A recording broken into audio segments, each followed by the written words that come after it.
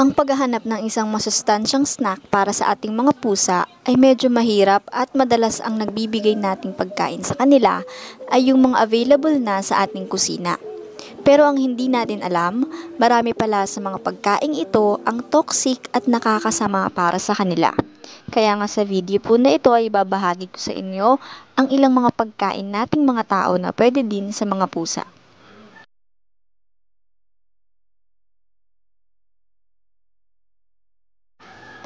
Unahin na natin ang spinach. Ito ay puno ng vitamins at minerals gaya ng vitamin A, C, and K, iron at calcium. Isa itong masustansya at napaka-cat-friendly treat. Pero kung ang inyong pusa ay may history ng calcium oxalate bladder stones, mainam kong iwasan ang pagkain na ito. Isunod naman natin ang itlog o eggs. Ang itlog kasi ay isa ding magandang pagkunan ng protein at vitamin B. Bukod dito, safe pa ito sa ating mga pusa. Siguraduhin lang na ang ipapakain nating itlog sa ating mga pusa ay luto na.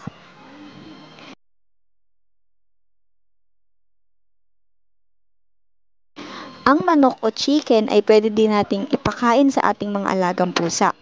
Tandaan natin na ang pusa ay mga obligate carnivores at kasama sa kanilang diet ang meat. Siguraduhin lang din natin na ang manok na ipapakain sa kanila ay luto na at tatanggalin natin ang balat nito at iwasang ipakain sa inyong pusa. Isa pang magandang pagkunan ng potassium at soluble fiber ay ang saging. Isa din itong magandang snack para sa ating mga pusa, ngunit siguraduhin lang din natin na hindi lalagpas ng 10% ng daily calorie intake nila ang makakain niya nito. Ang kalabasa ay hindi lang pala masustansya para sa mga tao kundi pati na rin sa mga pusa. Napaka-healthy nito para sa kanila dahil bukod sa mababa ito sa calories at mataas sa fiber, maganda din itong lunas para sa mga pusang nakakaranas ng abnormal stools. Ang iyong pusa ba ay lactose intolerant at kayang i-handle ang pagkain ng cheese from time to time?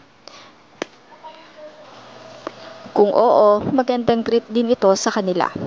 Mainam kung hard cheese ang ibibigay mo sa kanila. High in fiber at vitamin C, ang mansanas sa isa pang human food na pwedeng-pwede sa mga pusa. Basta siguraduhin lang natin na ang mansanas na ipapakain sa kanila ay walang balat. Ayon sa isang veterinarian, kapag magbibigay tayo ng pagkain na bago sa kanilang panlasa, asahan na natin na makakaranas sila ng gastrointestinal upset. Maari kasing hindi sanay ang kanilang katawan sa pag-digest ng bagong pagkain na ito.